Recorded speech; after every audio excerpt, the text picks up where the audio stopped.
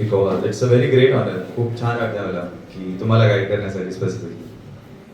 आज तर खुश असतील तुम्ही सगळे. शेवटचं लेक्चर बुडून गेलं माझ्यामुळे. एकत्र बसायला भेटलं सगळ्यांना. नाही, मी तर खूप खुश असलो. तिथं बसलो असतो तर I would have been very happy. खूप खुश.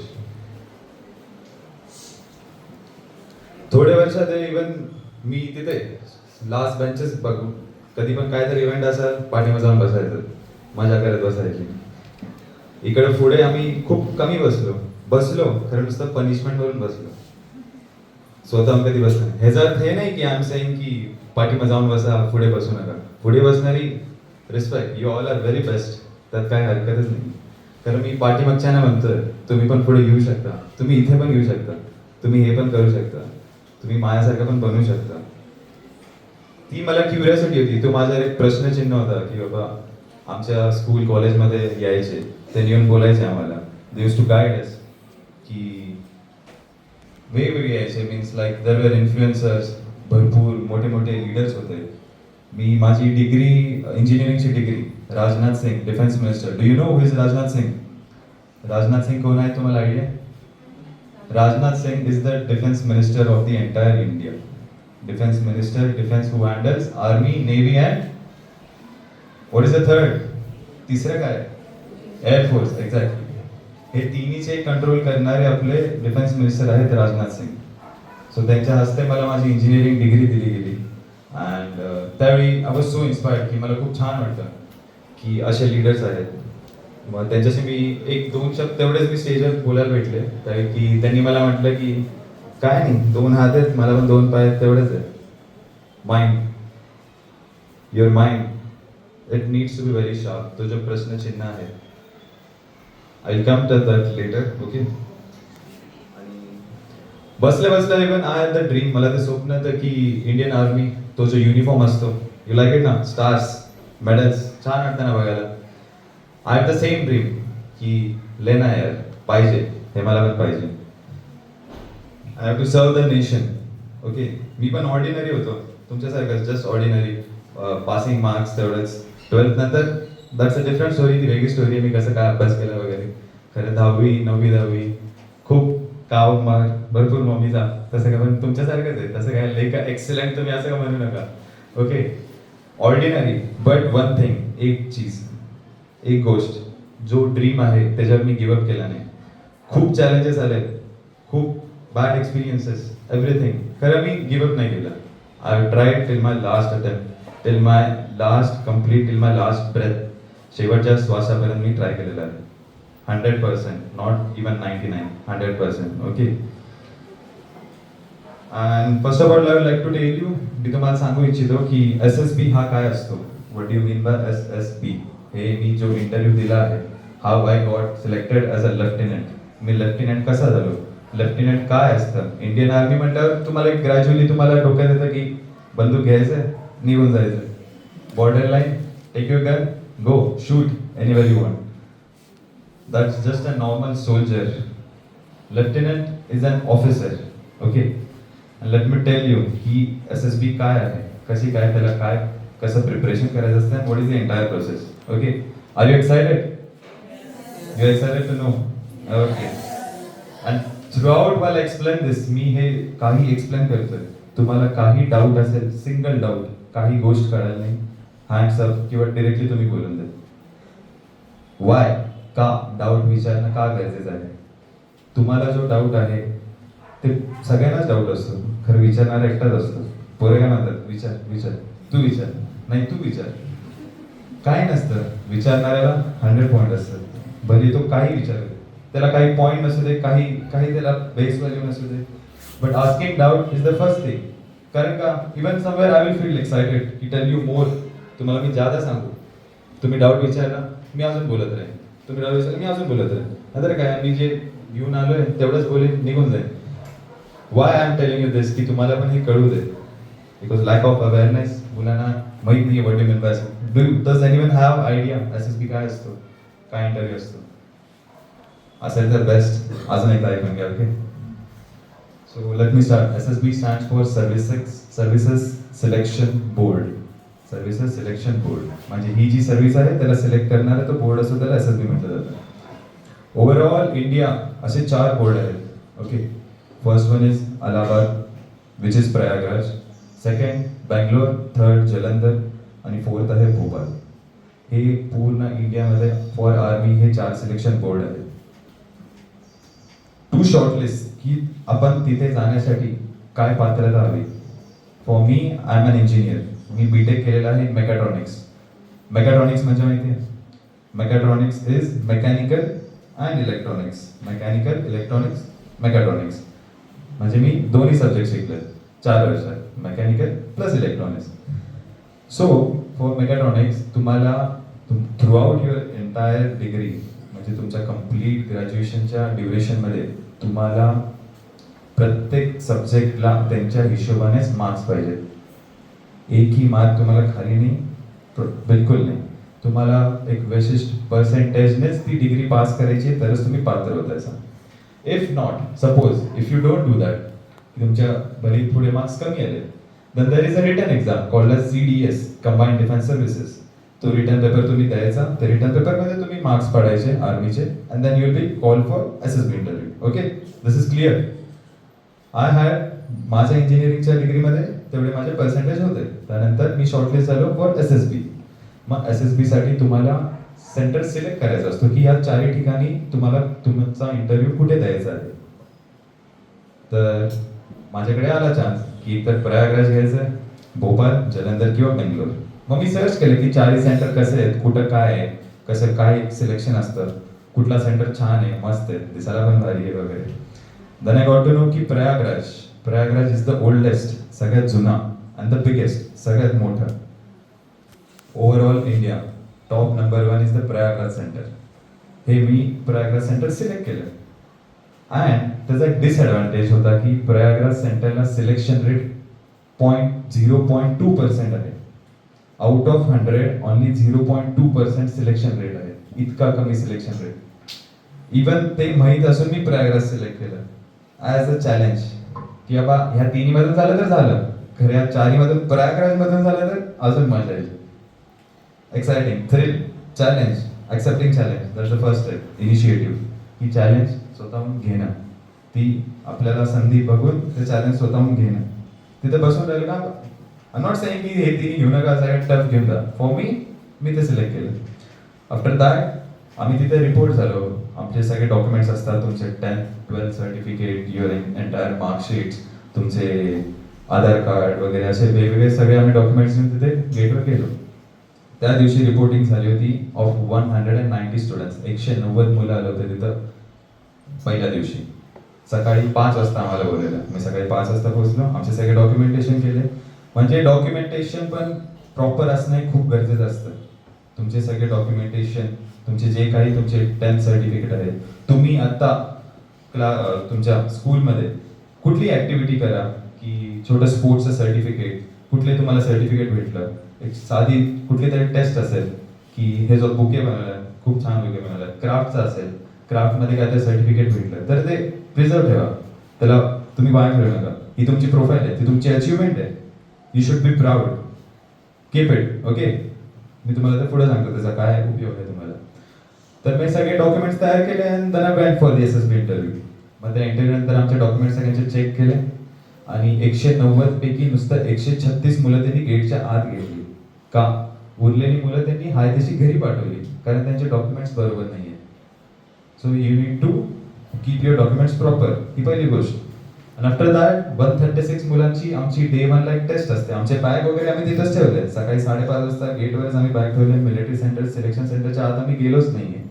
And then day 1 that's the screen test. Screen test म्हणजे तुम्हाला एक फोटो दाखवला जातो, एकदम blur photo, black and white, 30 सेकंदासाठी. 30 सेकंड तो फोटो बघायचा आणि त्यावर 4 मिनिटात तुम्हाला एक स्टोरी द्यायची असते. ती स्टोरी पण कशी पाहिजे, ती स्टोरीमध्ये तुम्हाला एक प्रॉब्लेम क्रिएट करायचा आहे. तर प्रॉब्लेम म्हणजे एक प्रॉब्लेम क्रिएट करून त्याला सोल्युशन द्यायचं आहे. आणि त्या सोल्युशनमधून एक पॉझिटिव्ह आउटकम म्हणजे एक चांगला निकाल त्यातून यायला पाहिजे. अशी छानपैकी तुम्हाला 4 मिनिटात स्टोरी द्यायची, 30 सेकंडचा फोटो करून. त्यानंतर तुमचे 2 टेस्ट घेतले जाणार. OIR test, officer intelligent rating test. त्यामध्ये तुम्हाला प्रश्नपत्रिका दिली जाते. त्यामध्ये तुमचं maths, physics, chemistry, biology, aptitude, logical reasoning, जे काय तुम्ही 8th 9th 10th हे तीन जे आहेत, दिस इज कोर. 8, 9, 10 यावरच तुमचं मेकॅनिकल, यावरच तुमचं इंजिनिअरिंग, यावरच तुमचं 11, 12, यावरच तुमचं सीईटी, जेई, या तिन्ही स्टँडर्डवर चालतं. 8, 9, 10th मध्ये लक्ष दिलं नाही तर पुढचे नेक्स्ट ऑल इयर्स, पुढचे सगळे वर्ष आर ऑफ नो यूज. म्हणून तुम्हाला कोण पण काय तर एल्डर सांगतं की बाबा 8, 9, 10 नंतर मजे आहेत मजे आता अभ्यास केला तर, आता नाही केला तर पुढे परत तुम्हाला खूप हार्ड होते. हा जो आहे हा बेस आहे. म्हणून कधी पण झाडाचे रूट्स स्ट्रॉंग असले तर ते वर वाढतं. खाली बेसच नाही आहे, पडून जाईल ना झाड. हा तुमचा बेस आहे. So you need to be very strong of the foundation of 8, 9, 10. Okay, noted.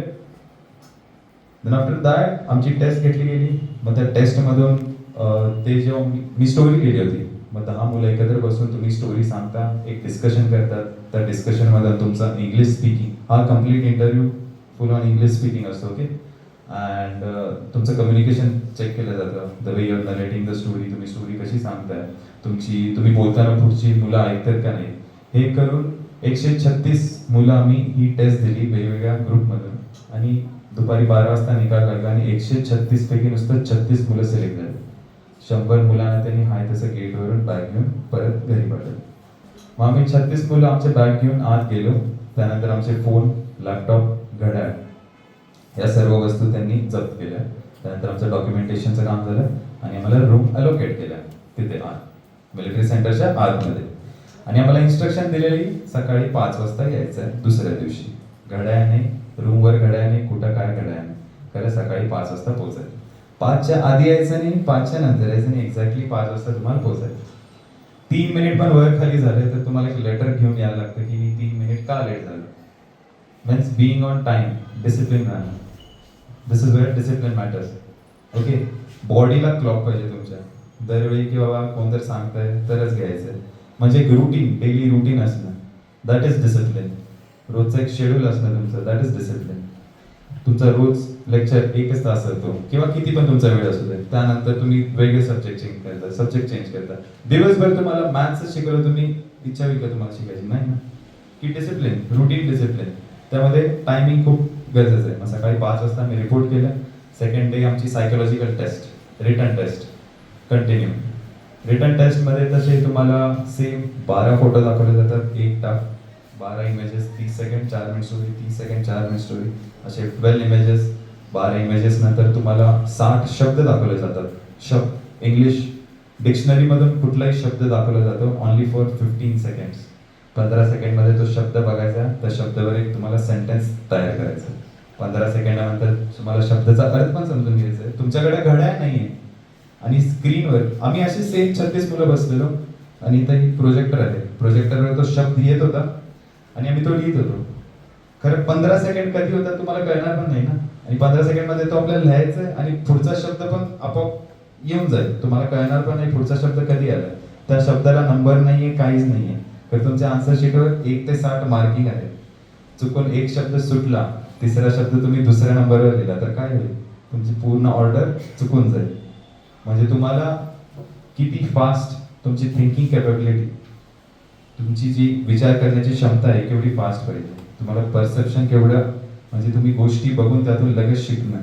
हे पण मी जे बोलतोय तुम्ही ऐकणं, लगेच आज तुमच्या इन्कल्केट करणं, तुमच्या डोक्यामध्ये कलेक्ट करणं. असे 60 शब्द दाखवले. त्यानंतर आम्हाला 60 situation reaction test. Situation reaction test म्हणजे तुम्हाला परिस्थिती दिलेली जाते एका प्रश्नपत्रिकेवर. जसं की if you are driving a car, तुम्ही गाडी चालवताय हायवेवर फुल स्पीडमध्ये आणि तुमच्या गाडीचा ब्रेक फेल झाला तर तुम्ही काय करणार. कोणतर म्हणेल किंवा मी गाडीतून उडी मारून देईल, कोणतर म्हणेल किंवा मी गाडी कशी तरी प्रयत्न करेन थांबवायला. तर याला एक टेक्निकल आन्सर की बाबा हँड ब्रेक खेचणार, तुम्ही गिअर कमी करणार, पार्किंग लाईट लावून बाजूला गाडी घेतली, त्यानंतर काय प्रॉब्लेम आहे बघितला, ब्रेक फेल झाला तर ब्रेक रिपेअर केला आणि तुम्ही परत जर्नी कंटिन्यू केली. असे 60 वेगवेगळ्या परिस्थिती आम्हाला दिल्या गेल्या. ती नुसतं तुम्हाला 25 सेकंड भेटतात लिहिण्यासाठी. त्यानंतर तुमची असते सेल्फ डिस्क्रिप्शन टेस्ट, म्हणजे स्वतःला तुम्हाला डिस्क्राईब करायचं की तुमचे आई वडील तुम्हाला कसं बघतात, तुम्ही स्वतःला कसं बघता, तुम्ही स्वतः मोठा होऊन काय व्हायची इच्छा आहे, तुम्ही what kind of person you want to be, तुम्ही कशा व्यक्तिमत्व व्हायचं. तुम्हाला सिनियर्स म्हणजे तुमचे सिनियर्स तुम्हाला कसं बघतात, तुमचे टीचर्स तुमच्यामध्ये काय बघतात, स्वतःबद्दल तुम्हाला लिहायचं असतं. 14 मिनिटात तुम्हाला 5 पानं भरायची असतात. ही टेस्ट कंप्लीट आमची चालली 5.5 तास. 5.5 तास. सकाळी आम्ही 5 वाजता गेलो, काही ब्रेकफास्ट नाही, काय नाही. त्यानंतर मग आमचा होता पर्सनल इंटरव्ह्यू. मी जसं टेस्ट दिली प्रयागराजमध्ये, ही टेम्परेचर रिसर्च करायची पेक्षा भरपूर जास्त. दुपारी 12 वाजता आम्ही कंप्लीट फॉर्मल कपड्यांमध्ये आमची टेस्ट दिली. त्यानंतर आमचा पर्सनल इंटरव्ह्यू झाला. पर्सनल इंटरव्ह्यूमध्ये पण त्यांनी तुम्हाला तुमच्या पूर्ण लाईफ, तुमच्या बॅकग्राऊंडवर तुम्हाला त्यांनी प्रश्न विचारतात. जसं की मी बोलता बोलता त्यांना बोललो की त्यांनी मला विचारलं तुझा छंद काय. म्हटलं मला फुटबॉल खेळायला आवडतं. मग त्यांनी विचारले फुटबॉलचे गोलपोस्टचा साईज केवढा असतो, फुटबॉलचा साईज केवढा असतो, त्यामध्ये हवा किती प्रेशरने भरली जाते, किती प्लेयर असतात, इंडियाचा कॅप्टन कोण आहे. मग सहज मला त्यांनी माझ्या फॅमिली बॅकग्राऊंड बद्दल विचारत होते. फॅमिली बॅकग्राऊंड मध्ये म्हणजे तुम्ही घरी काय, कशी मदत करता, काय करता. मग मी बोलता बोलता बोललो की घरी कुठली गाडी आहे विचारलं. अशी 4 व्हीलर आहे. मग त्या 4 व्हीलर मध्ये त्यांनी विचारले ॲव्हरेज काय, मायलेज काय, डिफरन्स बिटवीन ॲव्हरेज मायलेज, किती सीसी इंजिन आहे, सीसी म्हणजे काय, इंजिन कसं काम करतं, तुमचं कनेक्टिंग रॉड पिस्टन कशी मूव्ह करते, असे प्रश्न. त्यानंतर जनरल अवेअरनेस म्हणजे आपल्या आजूबाजूच्या भौतिक गोष्टी तुला किती माहिती आहेत. मला त्यांनी विचारलं तू कुठून आलाय. म्हटलं सर कोल्हापूर डिस्ट्रिक्ट, कोल्हापूरमध्ये इचलकरंजी. त्यानंतर मला त्यांनी 1,12 प्रश्न विचारले. कोल्हापूर कुठे आहे, कोल्हापूरची जॉग्राफिक कंडिशन कशी आहे, कोल्हापूरमधून कुठली नदी जाते, कोल्हापूरमध्ये काय साईट आहे, मी कोल्हापूरमध्ये आलो तर तुम्हाला कोल्हापूरमध्ये काय फिरवशील. म्हटलं सर शाहू पॅलेस, महालक्ष्मी मंदिर. ओके, शाहू पॅलेस कोण बांधलेलं, शाहू महाराज बद्दल तुम्ही सांगा अजून. त्यानंतर महालक्ष्मी मंदिर कोण बांधलं, तुमची कंप्लीट हिस्ट्री. हे झालं एक पोर्शन. त्यानंतर माझी डिग्रीमध्ये माझ्या मेकॅनिकल बद्दल त्यांनी विचारले, इलेक्ट्रॉनिक्स बद्दल विचारलं. म्हणजे जे काय आपण आत्ता आहे तुम्हाला स्वतःची तरी जाणीव आहे का, हे खूप गरजेचं आहे. Do you know your self. स्वतःशी इन्फॉर्मेशन तुम्हाला स्वतः असणे खूप गरजेचं आहे. That's the next thing. Okay, हा माझा चालला इंटरव्ह्यू 1.5 तासासाठी. त्यानंतर मी माझा लंच घेतला. म्हणजे टोटल किती झाले, 5.5 तास, नंतर 1.5 तास. त्यानंतर मग मी माझा लंच घेतला. त्यानंतर मग आमचा 3रा दिवस होता. हे झाले माझे रिटर्न टेस्ट. म्हणजे कम्प्लिटली माझे सायकोलॉजिकल, माझं केवढं नॉलेज आहे, मी किती अभ्यासक्रम केलाय, तर त्यामध्ये तू किती हुशार आहे, हे झाले माझं only mind. Next 3rd day and the 4th day, हे 2 दिवस असतात तुमचे फिजिकल, जिथे तुम्हाला इंडिव्हिज्युअल ऑब्स्टॅकल दिले जातात. ते ऑब्स्टॅकल तुम्हाला करायचे असतात ऑन अ ग्राउंड. 10 ऑब्स्टॅकल असतात. ऑब्स्टॅकल म्हणजे 10 वेगवेगळे तुम्हाला फिजिकलचे टेस्ट द्यायचे असतात. त्यामध्ये असते की 18 ते 20 फूट एक सिंगल दोरी असते, ती दोरी तुम्हाला चढायची असते. त्यानंतर बर्मा ब्रिज असतो, 2 दोरी आडव्या लावून तुम्हाला ते क्रॉस करायचे असतात. लॉंग जम्प असते. लॉंग जम्प नंतर मग बॅलन्सिंग बीम वगैरे असतो. आणि असे भरपूर टार्झन स्विंग असतात. टार्झन स्विंग नंतर मग डिच जम्प, असे वेगवेगळे खूप डिफिकल्ट ऑब्स्टॅकल असतात. हे सगळं पूर्ण ऑब्स्टॅकल त्यांनी एका मोठ्या ग्राउंडवर अरेंज नसतात की 1 नंबर इथे आहे तर 2 नंबर तिथे आहे, 3 नंबर तिथे. कसे इथे अरेंज असते, 1 नंबर इथे तर 2 नंबर तिकडे आहे, मध्येच 3 नंबर आहे, इथेच 5 नंबर आहे, 10 नंबर, कुठं काय घे. तो इन्स्ट्रक्टर तुम्हाला एकदा सांगेल 1 2 3 4 5 6 7 8 9 10 लक्षात ठेवायचं. काय ऑर्डर आहे, 1 नंतर 2च करायचा, दुसऱ्यानंतर 3राच करायचा, पहिल्यानंतर 3रा गेला मार्क्स कमी तुमचे. ओके, आणि हे सगळं करायला 3 मिनिट, ऑनली 3 मिनिट्स. 3 मिनिट्समध्ये तुम्हाला हे सगळं करायचं आहे. आणि तुम्ही जेव्हा दोरी चढता तुम्हाला इन्स्ट्रक्शन देतात की बाबा फेवरेट हिरोचं नाव आवडलं, तुम्ही टार्झन स्विंग करता म्हणता हिरोईनचं नाव आवडलं, मग नंतर डिच जम्पच्या वेळी आम्हाला सांगितलं मैत्रिणीचं नाव आवडलं. म्हणजे असे वेगवेगळे ऑब्स्टॅकलला वेगवेगळे इन्स्ट्रक्शन, ते तुम्हाला पण लक्षात ठेवायचं. आणि हे सगळं चाललंय प्रयागराजच्या हीटमध्ये दुपारी 12 वाजता. आमच्या ग्रुपमध्ये आम्ही 10 मुलं होतो. 10 मुलांमध्ये कोणीतरी 4 केले, कोणीतरी 5 केले, जास्तीत जास्त 7-8 केले. त्यामध्ये मी 10च्या 10 केले. 10 करून मी एक्स्ट्रा 3 केले, म्हणजे 10 करून एक्स्ट्रा 3, म्हणजे टोटल 13 ऑब्स्टॅकल. ते 3 मिनिटाच्या आत म्हणजे 10 झाले. त्यानंतर मी अजून एकदा ती पूर्ण टार्झन स्विंग केली, त्यानंतर पूर्ण रोप क्लाइंब केली आणि डिच जम्प. हे सगळे एका ऑर्डरमध्ये किंवा एक पहिल्यानंतर 2रा 3रा.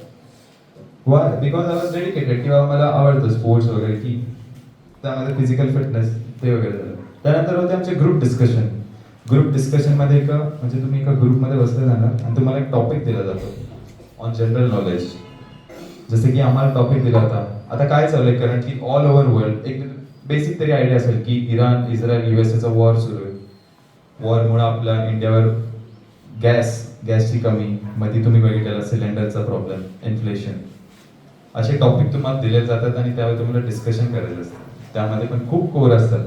Straight of Hormuz, how is the inflation rate affecting the India, crude oil, facts figures तुम्हाला प्रेझेंट करायचे, इम्पोर्ट एक्सपोर्ट कसा चालू आहे इंडियाचा, पॉलिटिकल व्ह्यू काय आहे तुमचा, त्यानंतर स्ट्रेट ऑफ मलाका, असे भरपूर ग्रुप डिस्कशन झाले. त्यानंतर day 5 is your conference round. Conference round म्हणजे तुम्ही जे हे 3 टेस्ट दिलेले आहेत, 3 मोठे test, that is your psychological test, personal interview आणि युअर फिजिकल. हे तिन्ही टेस्टचा त्यांनी निकाल डिस्कस करतात. एक 12 ऑफिसर बसून, 12 ऑफिसर ज्यांची रँक जनरल, लेफ्टनंट कर्नल असे पूर्ण मेजर रँकचे ऑफिसर्स बसून तुमची केस डिस्कस करतात. त्यामध्ये आमची 36 जणांची वन ऑन वन त्यांनी केस डिस्कस केली आणि त्यानंतर आमचे रिझल्ट अनाऊन्स करतात. रिझल्ट अनाऊन्स करताना तुम्हाला त्यांनी इंडियन आर्मीची कॅप देतात. मग आम्ही 36 मुलं अशीच बसलेलो. दुपारी 12 वाजता आमची सगळ्यांची कॉन्फरन्स झाली. 5व्या दिवशी आम्हाला बोललेलं तुमच्या बॅग सकाळी घ्यायचे, गेटवर ठेवून यायचे. म्हणजे समजा तुमचं सिलेक्शन झालं नाही, उठायचं लगेच बॅग घेऊन निघून जायचं. आम्ही सकाळी 5ला आवरलो, बॅग वगैरे ठेवलं, आमच्या सगळ्यांची कॉन्फरन्स राऊंड झाली. 12 ऑफिसरनी परत आमचा इंटरव्ह्यू घेतला, परत आमचे मजे घेतले. 36 जणांना आम्हाला बसवलं आणि त्यानंतर त्यांनी रिझल्ट शीट घेऊन आले. आणि रिझल्ट शीट जेव्हा त्यांनी घेऊन येतात, त्यांच्या हातात त्यांनी कॅप घेऊन येतात. त्यावेळी आम्हाला आयडिया येते की बाबा किती मुलं त्यांनी सिलेक्ट करणार आहेत. मग त्यांनी हातातून 4 कॅप घेऊन आले. मग आम्हाला सगळ्यांना 36 पैकी होतो 6 फ्रेशर. म्हणजे 36 पैकी आम्ही 6 मुलांचा आमचा पहिला अटेम्प्ट होता. आणि उरलेली जी 30 आहेत, ती 30 मुलं अशी होती ज्यांचा कोणतरी 12व्या वेळा आलाय, 12th अटेम्प्ट आहे कुणाचा तरी 14th अटेम्प्ट आहे. एक मुलगा होता त्याचा 20 अटेम्प्ट होता, तो 20व्यांदा ही एक्झाम देत होता. आणि त्या 36 पैकी आम्ही नुसतं 6 होतो जी आम्ही पहिल्यांदा ही एक्झाम देतो. आणि मी सगळ्यात तिथं लहान, बाकी वयवर्ष 25, 26, 27 वर्षाची मुलं जी ऑलरेडी कॅब, जेमिनाय, अमेझॉन अशा ठिकाणी त्यांनी जॉब करत आहेत. सगळे इंजिनियर्स आहेत. Very strong and very well educated students. Okay. त्यानंतर मग त्यांनी हातातून 4 कॅब घेऊन आले आणि त्यांच्या हातामध्ये रिझल्ट शीट होती. मग त्यांनी ते रिझल्ट शीट उघडली. त्यांनी म्हटले रिझल्ट सांगू की नको? आम्ही म्हटलं येस सर, बिलकुल बताओ. मग त्यानंतर त्यांनी म्हटले क्या आप डरे हुए कि मैं रिझल्ट बताऊ या नहीं, मुझे तुम्हारे चेहरे पे डर दिख रहा है. मग त्यांनी म्हटले, आम्ही म्हटलं नो सर नाही डरे. ऐसे कैसे यार, डर रहना चाहिए तुम्हें, मी रिझल्ट घेऊन आलो. मी परत विचारलो की आप डरे हुए हो? म्हटलं येस सर. आम्हाला म्हटले डरपोक हो तुम, घाबरता तुम्ही सगळे. म्हटलं सर पता आहे रिझल्ट. मग नंतर त्यांनी रिझल्ट शीट घेतली. आम्हाला म्हटले की चेस्ट नंबर दिला जातो. तुम्ही जेव्हा आत गेला तुमच्या छातीवर त्यांनी एक नंबर देतात. तुम्हाला आत तुमचं काही नाव नसतं, तुम्हाला त्या नंबरनेच बोलवलं जाईल. मग त्या 36 पैकी 2 नंबर माझा होता, दुसरा नंबर माझ्या छातीवर. त्यांनी म्हटले तुमचा नंबर मी घेईन, नंबर घ्यायचा, तुम्हाला पुढे घेऊन कॅप घालायची आणि तुम्हाला स्टेजवर उभं राहायचं. मग मी बसलेलो, कारण मागच्या ह्या कोर्स जो आहे, ही जी एंट्री आहे, या एंट्रीमध्ये एकही फ्रेशर सिलेक्ट झालेला नाही आतापर्यंत.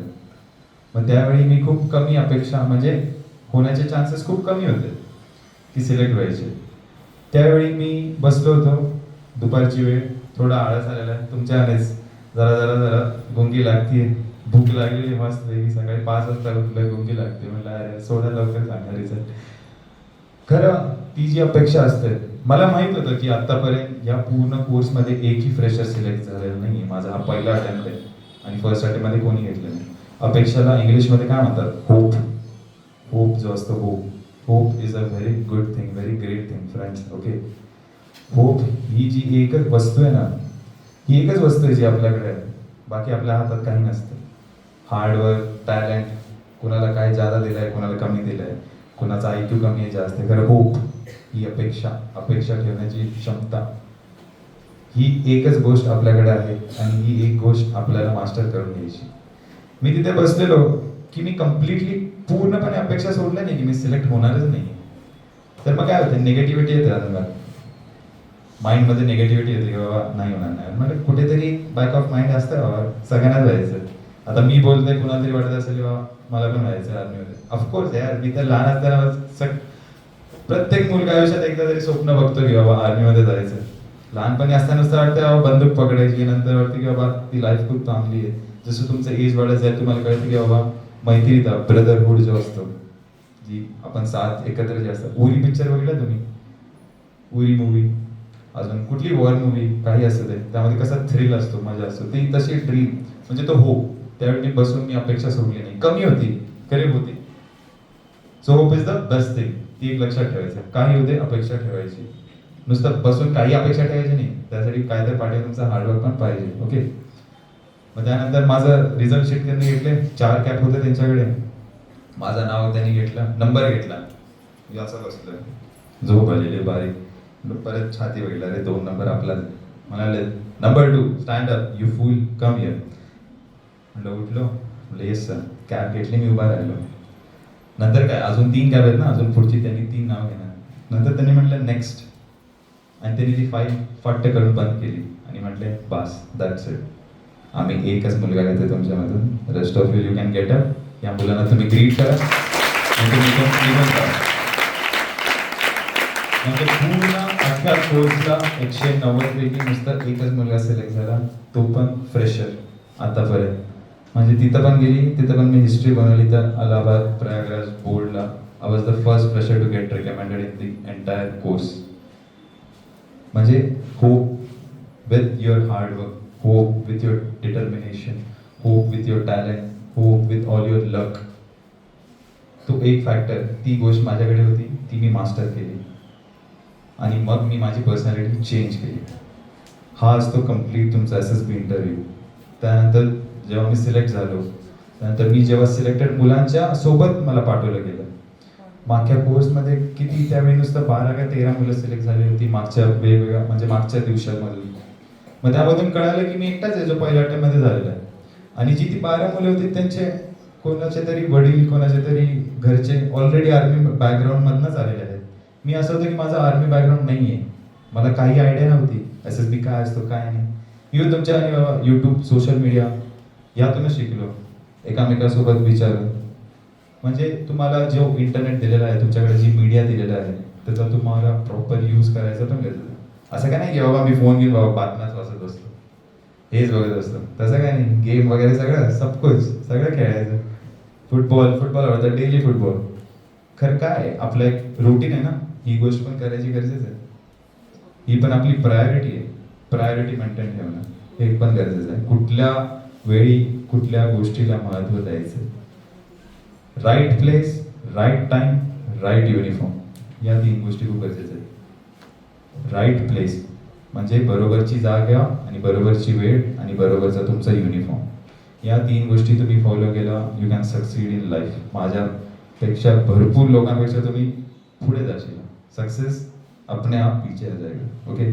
सो डिसिप्लिन या गोष्टी खूप लक्षात ठेवणं गरजेचं आहे. त्यानंतर असतं की सिलेक्शन कुठल्या बेसिसवर केलं जातं. मी एकटाच का सिलेक्ट झालो, बाकीची मुलं का सिलेक्ट झाली. बाकीची मुलं कोणाचं तरी 15 अटेम्प्ट होता, 17 अटेम्प्ट होतं, त्यांना एवढं एक्सपिरियन्स आहे, त्यांच्यात पण तेवढीच जिद्द आहे. थोडी मुलं त्यांना माझ्यापेक्षा जास्त नॉलेज आहे, माझ्यापेक्षा जास्त मार्क्स आहेत त्यांच्या डिग्रीमध्ये, but why me. There are 15 officer like qualities. 15 qualities आहेत जे एका ऑफिसरमध्ये असायलाच पाहिजे. ते डिवाइड केलेले आहे 4 गोष्टींमध्ये. फर्स्ट इज द माइंड, म्हणजे तुमचं डोकं. ओके. त्यामध्ये असतं इंटेलिजन्स, जस्ट नॉट टेक्स्टबुकचा इंटेलिजन्स, प्रत्येक गोष्टीचा इंटेलिजन्स. ऐकणं, परस्यू करणं, बघून घेणं, त्यातून शिकणं. कुठली गोष्ट असं शिकणं. आपल्या आजूबाजू तुम्ही तुमच्यापेक्षा लहान मुलांमधून पण तुम्ही शिकू शकता, तुमच्यापेक्षा मोठ्यांमधून पण शिकू शकता, तुमच्या मित्रांकडून पण तुम्ही शिकू शकता. प्रत्येकाकडून एक ना तर एक गोष्ट घेण्यालायक असतेच. असं मी म्हणत नाही की मी एकटाच इंटेलिजंट आहे. तुमच्याकडून पण मला भरपूर काय काय शिकता येईल. त्यासाठी कोण असतं? Your teachers. टीचर्स कडून युअर पॅरेंट्स. या 2 गोष्टी, तुमचे मेंटर आणि तुमचे पॅरेंट्स, या दोघांकडून तुम्हाला जे काही शिकायला भेटतं, कारण ती ऑलरेडी तो एक्सपिरियन्स घेऊन आलेला आहे. तिथून तुमचा इंटेलिजन्स इम्प्रूव्ह करतो. असं नाही की बाबा नुसतं वाचून तुम्ही कुठला तर सब्जेक्ट केला आणि your intelligence is going to improve. Second is your organizing ability, म्हणजे तुम्ही गोष्टी कशा ऑर्गनाईज करता. आता तुम्ही आत आला, ऑर्गनायझिंग म्हणजे मी तुम्हाला सांगतो, बेंच कसे पण ठेवलेले आहेत, कुठे पण कुठला पण बेंच ठेवलेला आहे. ब्लॅकबोर्ड कुठे इथे, एखादे चॉक तिथे ठेवला आहे, पुस्तकं कशी पण मांडलेली आहेत, या खुर्च्या वर खाली, तर इच्छा होते ना शिकायची. प्रॉपर तुम्ही ऑर्गनाईज केलेलं हे, म्हणजे आज तुमच्या गोष्टी डोक्याच्या आत पण ऑर्गनाईज पाहिजे. कुठं काय आहे, म्हणजे उगाच कुठला तरी प्रश्न विचारला तर कुठून काही उत्तर द्यायचं नाही, कुठल्या वेळी काय बोलायचं आहे हे पण तुम्हाला गरजेचं आहे. त्यानंतर आहे तुमचं लॉजिक, काय लॉजिकनं तुम्ही बोलायचं. Next come after your mind your heart. हार्टमध्ये आहे सोशल अडॅप्टेबिलिटी. तुम्हाला कुठल्याही एका वेगळ्या रँडम ग्रुपमध्ये तुम्हाला सोडून दिलं, अनोळखी मित्र. आठवीचा तुम कसा असतं बाबा, रोज आलं ही माझी मित्र आहे, आम्ही इकडेच बसतो, बाकीचे इकडे बसतात, आम्ही दंगा करणार तिथं पाठीवर बसतो, ही हुशार पोरं पुढं बसतो, म्हणजे तुमचा ग्रुप सोशली. इकडचा मुलगा, मग टीचर येते, टीचर जरा बाबा कधीतरी जास्त दंगा झाला तर जागा बदलतात, नाही तू याच्यासोबत बसायचं नाही, तू इकडेच बस, तू तिकडेच बस. म्हणजे कुठल्या तरी एका नवीन ग्रुपमध्ये किंवा एका नवीन एन्व्हायरमेंट मध्ये तुम्हाला सोडलं की तुम्ही तिथं कसं ऍडजस्ट होता. तुम्ही तिथं घाबरून जाता का? नाही. तुम्ही तिथं कंप्लेंट करता, आपण काय करतो, बाबा मला इथं बसायचं नाही, कंप्लेंट करतो, नाही का? दिलंय चॅलेंज, ऍक्सेप्ट करूया यार. त्याच्याकडून पण तिथं पण मैत्री वाढेल, तिथे पण मैत्री वाढेल. सगळ्यांची मैत्री ठेवा. असं नाही की बाबा हाच मित्र आहे, असू दे, he is your best friend. तर सगळ्यांकडून तुमची एक मैत्री ठेवा, सगळ्यांकडून काय नाही तर काय शिकायला भेटेल. त्यानंतर आहे कोऑपरेशन, एकामेकासोबत चांगले संबंध ठेवणं. सेन्स ऑफ रिस्पॉन्सिबिलिटी, म्हणजे तुम्हाला जे ड्युटीज दिलेल्या असतात, कोणतरी क्लासचा मॉनिटर असतो, त्याला ड्युटी दिलेली असते की बाबा रोज येऊन तुम्ही एक वरती गुड थॉट लिहा, अटेंडन्स घ्या, असे वगैरे. ती तुमची रिस्पॉन्सिबिलिटी पूर्ण मेंटेन करणं. रिस्पॉन्सिबिलिटी हे खूप गरजेचं आहे. जे आपल्याला टास्क दिलेला आहे तो दिलेल्या वेळेत कंप्लीट करणं. Okay. Then comes your guts, म्हणजे तुमची डेअरिंग. त्यानंतर आहे तुमचे लिम्स, त्यामध्ये तुमचं डिटर्मिनेशन, म्हणजे तुमचा स्टॅमिना, तुमचं फिजिकल फिटनेस, अशा टोटल क्वालिटीज आहेत. Okay. This was my entire journey of the SSB. यामध्ये तुम्हाला काही डाऊट आहे की कशी प्रोसेस होते? Okay. Now what I want to say, जे मला सांगायचं आहे की तुम्ही कसं जाऊ शकता आफ्टर 10th नंतर, 12वी नंतर पण तुम्ही एंट्री घेऊ शकता to join the officers academy. Okay. मला त्यावेळी आयडिया नव्हती, कारण आमच्या वेळी कोणी सांगायला नव्हतं आम्हाला. NDA ऐकले तुम्ही? National defence academy. After 12th नंतर तुमच्या 12thच्या पर्सेंटेजवर तुम्ही NDA साठी एंट्री घेऊ शकता. 12thचे जर पर्सेंटेज तुमचे नीट नसतील तर there is a written exam of national defence academy. त्यानंतर you can join the national defence academy. तुम्ही घरी जाऊन एकदा सर्च करून घ्या की NDA काय असतं, कसे विविध प्रकारचे एंट्री असतात. ओके. आणि असं नाही की बाबा सपोज तुम्हाला जायचं आहे NDA साठी किंवा कुठली काही असू दे, प्रिपरेशन त्याच वेळी करू. आता बाबा अभ्यास, परीक्षा आली, आपण काय म्हणतो उद्यापासून अभ्यास करतो किंवा नंतर अभ्यास करतो, आता खेळून घेऊ, आता टाइमपास करू, नंतर म्हणतो बाबा आज एक दिवस, उद्या एक दिवस खेळ, त्यानंतर करू. म्हणजे प्रायोरिटीज कुठल्या वेळी काय, प्रिपरेशन ही तुमची आतापासूनच सुरू होते. वेळेवर उठणं, रिस्पेक्ट ठेवणं, आपलं प्रॉपर डिसिप्लिन लावून घेणं, जे काय आहे म्हणजे एक प्रॉपर तुम्हाला एक प्लॅन बनवणं. एक्झाम्पलसाठी काय, कुठला स्पोर्ट्स कुठला आवडतो तुम्हाला, कुठलीही नाव आहे? कबड्डी. ओके. कबड्डी. क्रिकेटची कुठली तर मॅच आहे, क्रिकेटसाठी तुम्ही डायरेक्ट टुर्नामेंट खेळायला जातो का? तू नाही ना. आधी काय करणार? प्रॅक्टिस करणार. प्रॅक्टिस आधी काय, टीम बनवणार. टीममध्ये काय की बाबा हा विकेट किपर राहील, हा बॉलर राहील आणि हाच बॅट्समॅन राहील. म्हणजे काय दिली, प्रत्येकाला एक वेगवेगळी रिस्पॉन्सिबिलिटी दिली आपण की हे तुझं काम आहे की तू बॅटिंग कर, तुझं काम आहे तू विकेट किपिंग कर. मग तुम्ही आपली आपली रिस्पॉन्सिबिलिटी एकत्र केली. त्यानंतर मग तुम्ही प्रॅक्टिस केली, वेगवेगळ्या टीमसोबत तुम्ही गेला. तुम्ही कोच आहेत, कोचकडून तुम्ही शिकून घेतलं की बाबा कोच मला जमाना झालंय, हे सांगितले कोचने, तुम्हाला थोडेसे टॅक्टिक्स सांगितले. टॅक्टिक्स म्हणजे चीट कोड, त्यामध्ये म्हणजे थोडे स्किल सांगितले, तुमची स्किल्स डेव्हलप केले त्यामधून. आता स्पोर्ट्स म्हटलं कसं एक्सायटेड झाले तुम्ही. That is obsession. ऑब्सेशन म्हणजे पॅशन, पॅशन म्हणजे जिद्द. स्पोर्ट्स आवड. That's the same obsession and same passion that I had for joining the army. ती जिद्द होती मला की जायचं, करायचं तर हेच करायचं. असं पण नाही की बाबा हेच करायचंय मला, तुमच्याकडे एक प्लॅन बी पण तयार पाहिजे ना. तू क्रिकेटरच व्हायचं म्हटलं, सपोज झाला नाही तर काय करणार? तसा सेम प्लॅन मी तयार ठेवलेला मॅकेट्रॉनिक्स केलं होतं. मी साईड बाय साईड कंपनीजना पण अप्लाय केलं होतं. मी जेव्हा प्रयागराजसाठी चाललेलो 6 तारखेला माझी ट्रेन होती. मी ट्रेनमध्ये बसून एका कंपनीला इंटरव्ह्यू दिला होता, फायनल राऊंडचा इंटरव्ह्यू. आणि ॲमडॉक्स या मोठ्या कंपनीमध्ये माझं सिलेक्शन पण झालं. म्हणजे सपोज मी 5व्या दिवशी बाहेर पडलो तर एक मोठं पॅकेज घेऊन तेही तयार होतं माझ्याकडे. म्हणजे एक सेकंड ऑप्शन पण तयार असणं खूप गरजेचं आहे. म्हणजे काय प्लॅन बनवला ना प्रॉपर. सपोज माझ्या सेकंड ऑप्शन नाही आहे, एकच ऑप्शन आहे की बाबा तिथेच जायचं. सपोज मी झालो नाही तर माणूस घाबरून जातो, मनात निगेटिव्हिटी येते, बाबा नाही झालं यार, बाद वाटतं. म्हणजे प्लॅनिंग हे खूप गरजेचं आहे. Next is your confidence. कॉन्फिडन्सचा अर्थ माहिती आहे तुम्हाला, की बाबा येऊन मी कसं बोलतोय काय नाही. तुम्ही बसलाय क्लासमध्ये, तुमचे टीचर जेव्हा शिकवत आहेत, टीचर शिकवताना त्यांनी हळू आवाजात शिकवतात का? किंवा समजा टीचर शिकवताना कुणाला तरी एकाला म्हटलं की बाबा तू उभा राहा, तू ब्लॅकबोर्डवर ये आणि तू ही कन्सेप्ट शिकव मला. भले त्यांनी शिकवली नाहीये, मॅथ्सचा कुठला तरी चॅप्टर आहे आणि टीचरांनी तुम्हाला म्हटलं की बाबा येऊन शिकव, तुम्ही कसं बसत आहे की ट्राय केलं? कारण कॉन्फिडन्स असेल का? नाही. कॉन्फिडन्ससाठी काय असतं? नॉलेज. त्या गोष्टीची इन्फॉर्मेशन असणं खूप गरजेचं आहे. आता मी सपोज तुला म्हटलं बाबा क्रिकेटबद्दल येऊन सांग, त्याला क्रिकेट आवडतं, त्याला क्रिकेटबद्दल माहिती आहे नॉलेज, तो कॉन्फिडन्सने सांगेल, जिद्दीने सांगेल, खुश होऊन सांगेल. बट वेन आय आस्क्ड हिम कुठला तरी त्याला टेक्निकल प्रश्न विचारला माझ्या डिग्रीच्या ह्याच्यातला, त्याला सांगता येईल का? नाही ना, कारण त्याला नॉलेजच नाही आहे. जर तुम्ही वाचलंच नाही, तुम्हाला नॉलेजच नाही, तर कॉन्फिडन्स कुठून येईल? त्यासाठी परत स्टेज वनला गेले तुम्ही, इंटेलिजन्स. ते तुमच्या अंगात आलं तर कॉन्फिडन्स आपोआप येऊन जातो. त्यानंतर आहे ऍक्शन. ऍक्शन ऍक्शन म्हणजे क्रिया करणं. आपल्याला एक आयडिया येते मनात की बाबा आता तुम्हाला पण आली असेल. आय विश, आय होप, मी अपेक्षा करतो तुम्हाला आली असेल की बाबा काय तर आयडिया आली असेल की बाबा हे करू ते करू, एक प्लॅन आपण बनवू. तो प्रश्नचिन्ह पडतो आपल्या डोक्यात. तो प्रश्नचिन्हावरती असं असतं आणि खाली एक डॉट असतो, फुल स्टॉप. ते आपल्याला वरचं काढायचं आणि नुसतं फुल स्टॉप लावायचं. ऍक्शन घ्यायची त्यावर, घरी जाऊन त्याच्यावर काम करायचं. ती जी आयडिया आपल्याला मनात तयार झाली आहे त्यावर आपल्याला ऍक्ट करायचं.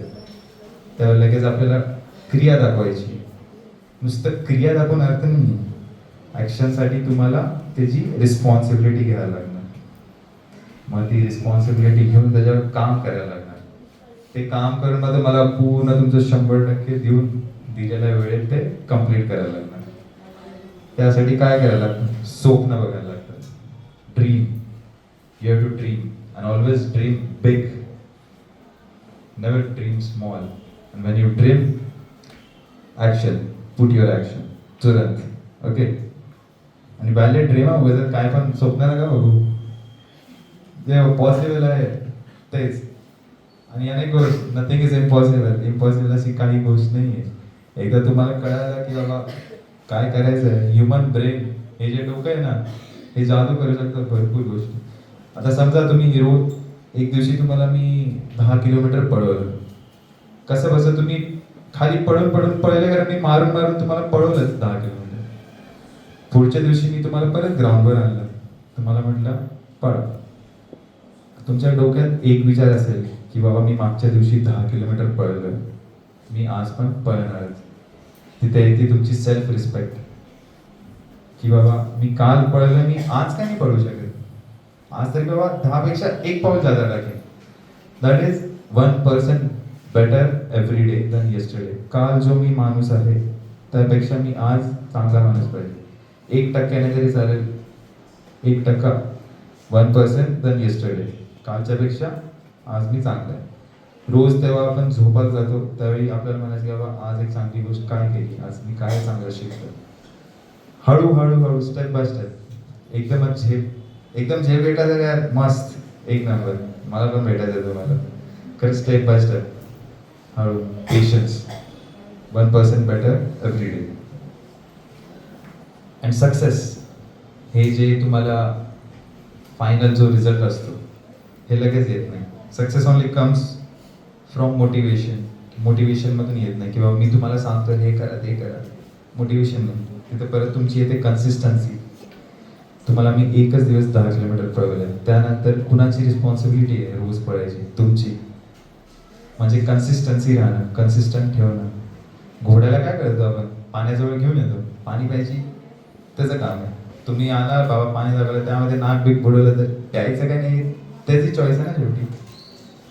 आणि रोज करणं, कन्सिस्टन्सी ठेवणं, त्यानंतर तुम्हाला आपोआप तुमचं ग्रोथ दिसत जाईल, तुम्ही वाढत जाणार. म्हणजे प्लॅन बनवणं, त्यावर ॲक्शन घेणं, कन्सिस्टन्सी ठेवणं. आणि सगळ्यांपासून लर्न फ्रॉम एव्हरीवन, हे मी आधी सांगितलं.